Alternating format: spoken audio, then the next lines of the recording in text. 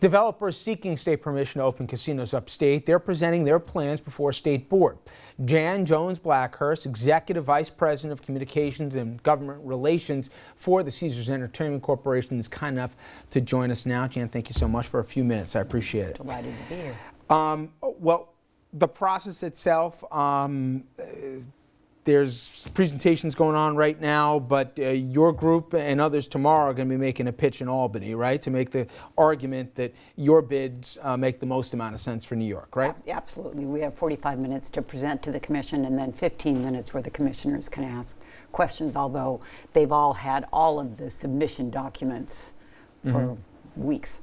Well, Andrew and I probably asked some of the same questions that the commission's going to ask tomorrow, but most notably in our region we have Atlantic City. And as you guys know full well what's happened this month there and last month, including one of your own properties who shuttered its doors.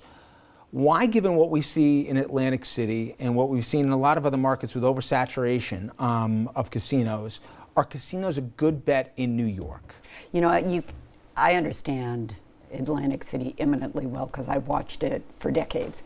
What happened in Atlantic City is they let a beautiful destination devolve into a convenience gaming market.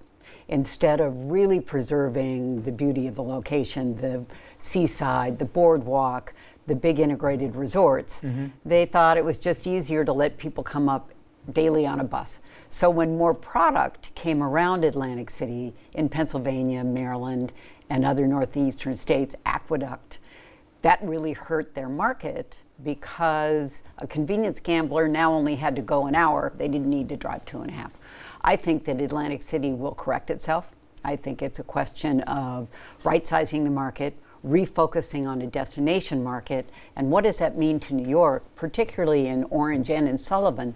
What we're proposing are destination resorts. They're not convenience resorts. They're destinations that draw people into upstate New York, that really encourage them to go into the upstate, visit New York, which ties into a lot of the campaign that the state and the governor has been doing, and that with the right kind of product, you're going to be able to attract a visitor that comes not just from New York, but actually not only around the country, but around the world. I want to talk with Andrew about the location in a minute, but could you make the argument, since Caesars still has, even after the Showboat closes doors, 3 properties in Atlantic City, that arguably, if you have a winning bid, you might be taking some of the same customers that would be going down to Atlantic City to your properties, that you're trying to keep them into New York? Is there a fear of further cannibalization, especially since you have so many interests going on in AC right now? I don't think so at all. In fact, I think that actually works to our benefit. Caesars is the biggest brand that's bidding in New York. We have a database of over 40 million customers, 6 million of them active, and we've really built our business on what we call cross-market play. That means we meet a customer in Las Vegas, in Iowa, in New Orleans, and then we incent them to come visit us in other locations. So it's a way that, and our customers like that. They like to be able to move around our properties and around the country.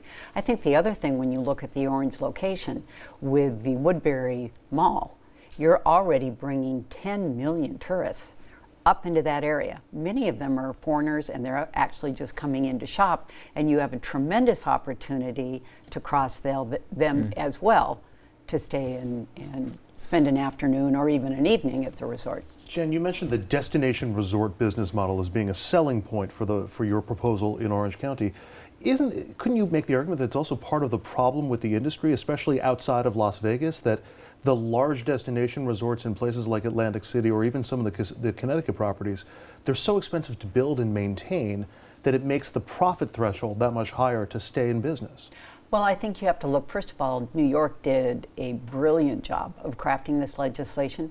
The tax rate is fair, even with the taxes both at the state level and at the town and village levels. So you're incented to invest money. We're looking to build just short of a $900 million project. And then you have the opportunity, as you watch it grow, you can expand, you can reinvest. We actually have 115 acres that we're building our project on.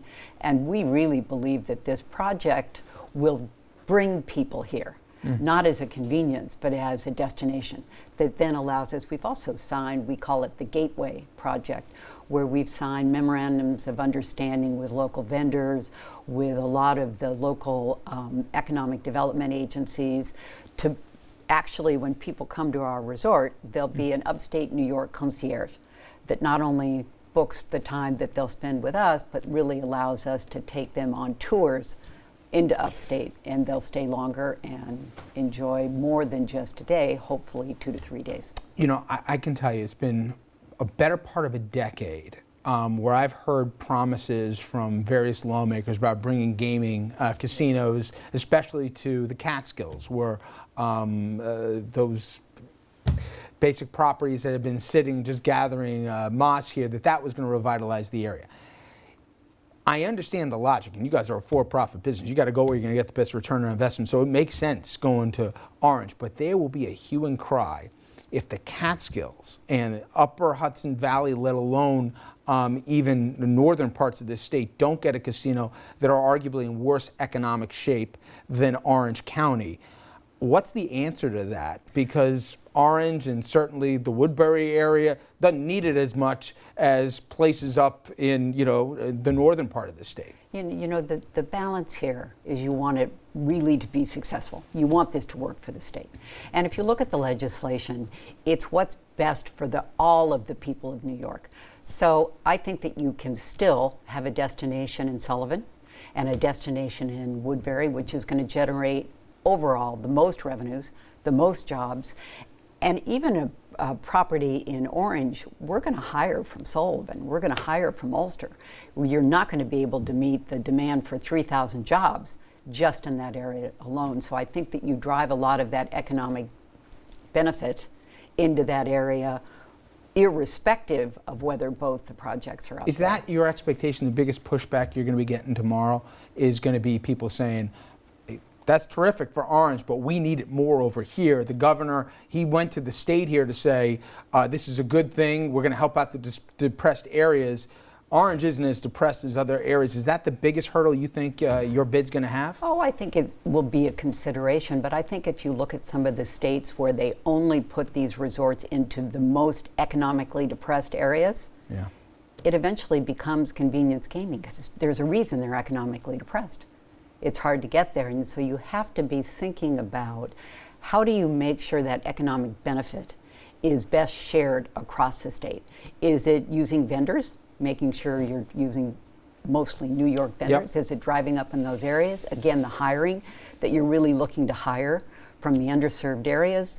You know, there's many factors to economic benefit besides just where you're located. I'm curious about the economic benefit to Orange County. What sorts of promises or arguments can you give for people who have concerns that, you know, Woodbury might turn into another Atlantic City where there's a very opulent gaming area, but then you go a few blocks away and things stay the same or even get worse? Well, I don't think you'd ever see that, particularly in the town or the village of Woodbury. But if you look at our agreement with the town and the village, we're bringing in, besides the $230 million we'd be paying to the state, over $30 million a year in benefits. We're going to help them build out their new soccer fields.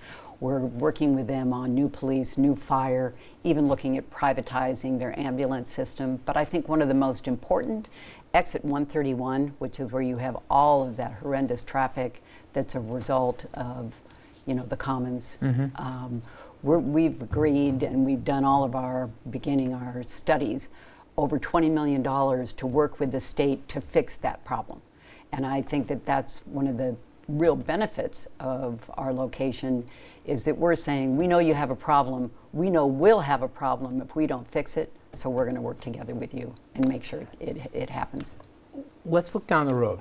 You guys obviously have modeling here where you forecast not the next month, but not in next year, the next decade. What does gaming look like in this country? You see right now, Governor Christie, they're making a big push to have sports betting right now, online gambling as well. Are we going to see fewer casinos, less maybe in the way of huge hotels and more of places to go, or is it going to even be more destination driven? And this is a global question here, obviously with what we're seeing in Asia right now. Give us an idea how you think gaming changes, where and how. Gaming used to be very, very limited in its supply. In fact, well into the 80s, you could only gamble in Atlantic City or Nevada. Right. When it spread across the country, people thought that it was going to be unlimited demand. And after the crash of the economy, you found that's not exactly the case. Now, that's not just about too many casinos necessarily. If you look at some of these states, they have tens of thousands of machines in truck stops, in bars. You're constantly fighting back the internet sweepstakes. So you're going to see a right sizing. Like, I think that now we're business people. Yep. So you learn, how do we best run our business? When you had to drive 3 miles to get a Starbucks because it was the only Starbucks around, you were going to go 3 miles. But when they opened one that was a mile away, you weren't going to do that anymore. So as businesses, you learn we're going to have to add more entertainment, even in the more convenience product. You're going to have to change and adapt. I think if you look at Las Vegas, which is really coming back, we just opened a $500 million investment on the Strip with Link, largest observation wheel. SLS just opened a new resort, in fact, a couple of weekends ago. Crown's coming in. Genting's looking to finish building in Las Vegas. Destination resorts will go bigger, more hospitality offerings, but I think you're going to see a lot of the increased hospitality in all of the properties because that's what the consumer wants. So you change and adapt. One more, if I might. I know the attractiveness of the Woodbury location is that it would be the closest full-service casino to New York City and to all the people who live in New York City. It's also possible under the state law that within a few years, 6 or 7 years, there could be additional casinos closer to New York City, or even something like Empire City and Yonkers could be expanded to include full table gaming. Does your business model prepare for that possibility of there being increased competition even closer or perhaps even in New York City? Absolutely. We went into this bid with eyes wide open. And it's sustainable. It's absolutely sustainable. And even when you look at Woodbury, look at the infrastructure that leads to Woodbury. You have trains, you have good highway, you have airports, and we believe just absolutely that the quality of the destination that we'll build will continue to attract people to Orange and to Upstate for years and years to come. And when are you guys going to find out? That's a very good question that only the commission knows the answer to. They have. So it's a $64,000 question. It costs a lot more than that. Yeah, exactly. Yeah. Is it early next year? I believe it'll be before the end of this year. That's just my hunch. That doesn't mean I'm right. That's just my hunch. Shovels could be in the ground then early next year. Absolutely. Very interesting. Janet, I appreciate it, and it's going to be, tomorrow's an important day here for this process up in Albany, so I wish you the best of luck up in the Capitol District. Thanks. Thank you very much. Appreciate the time.